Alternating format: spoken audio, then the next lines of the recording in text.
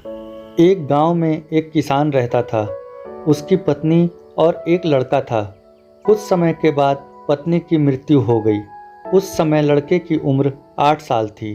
किसान ने दूसरी शादी कर ली। दूसरी पत्नी से भी किसान को एक पुत्र प्राप्त हुआ। किसान की दूसरी पत्नी भी असमय मृत्यु हो गई। किसान का बड़ा बेटा जो पहली पत्नी से पैदा हुआ था, जब शादी के योग्य हुआ तब किसान ने बड़े बेटे की शादी कर दी। बेटे की शादी के बाद किसान की मृत्यु हो गई। किसान का छोटा बेटा जो दूसरी पत्नी से पैदा हुआ था और पहली पत्नी से पैदा बड़ा बेटा, दोनों साथ साथ रहते थे। कुछ समय बाद किसान के छोटे लड़के की तबीयत खराब रहने लगी। बड़े भाई ने आसपास के वैद्यों से इलाज करवाया, पर कोई राहत ना मिली। छोटे भाई की दिन ब दिन तबीयत बिगड़ती जा रही थी और बहुत खर्च भी हो रहा था। एक दिन बड़े भाई के दिमाग में बात आई कि यदि ये छोटा भाई मर जाए तो हमें इसके इलाज पर खर्च नहीं करने पड़ेंगे और जायदाद में आधा हिस्सा भी नहीं देना पड़ेगा। यह बात उसने अपनी पत्नी को बताई। तब उसकी पत्नी ने कहा कि क्यों ना किसी वैद्य से बात करके इसे जहर दे दिया जाए। किसी को पता भी नहीं चलेगा, सबको लगेगा बीमार था, बीमारी से मृत्यु हो गई। बड़े भाई ने ऐसा ही किया। एक वैद्य से बात की कि आप मेरे छोटे बीमार भाई को दवा के बहाने जहर दे दो। वैद्य ने बात मान ली और लड़के को जहर दे दिया और लड़के की मृत्यु हो गई। उसके भाई भाभी ने खुशी मनाई कि रास्ते का कांटा निकल गया। अब सारी संपत्ति अपनी हो गई। उसका अंतिम संस्कार कर दिया गया।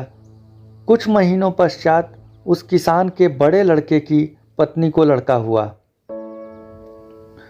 पति पत्नी ने खूब खुशी मनाई। बड़े ही लाड़ प्यार से लड़के की परवरिश की। कुछ वर्षों में लड़का जवान हुआ तो उन्होंने अपने लड़के की शादी कर दी। शादी के कुछ समय बाद अचानक लड़का बीमार रहने लगा।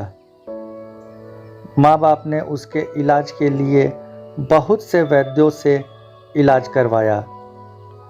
जिसने जितना पैसा मांगा दिया ताकि लड़का ठीक हो जाए, पर लड़का बीमारी के कारण मरने की कगार पर आ गया।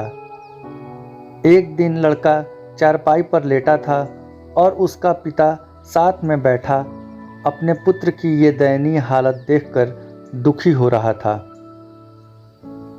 तभी लड़का अपने पिता से बोला कि भाई, अपना सब हिसाब हो गया, बस अब कफन और लकड़ी का हिसाब बाकी है, उसकी तैयारी कर लो। ये सुनकर उसके पिता ने सोचा कि लड़के का दिमाग काम नहीं कर रहा है बीमारी के कारण, और बोला, बेटा, मैं तेरा बाप हूं, भाई नहीं।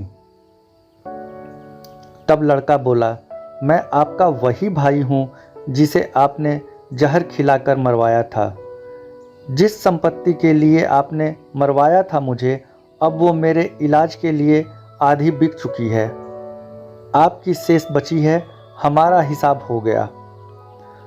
तब उसका पिता फुट फुट कर रोते हुए बोला कि मेरा तो कुल नाश हो गया, जो किया मेरे आगे आ गया, पर तेरी पत्नी का क्या दोष है जो इस बिचारी को जिंदा जलाया जाएगा। उस समय सती प्रथा थी। तब वो लड़का बोला कि वो वैद्य कहाँ है जिसने मुझे जहर खिलाया था। तब उसके पिता ने कहा कि तुम्हारी मृत्यु के 3 साल बाद वो मर गया था।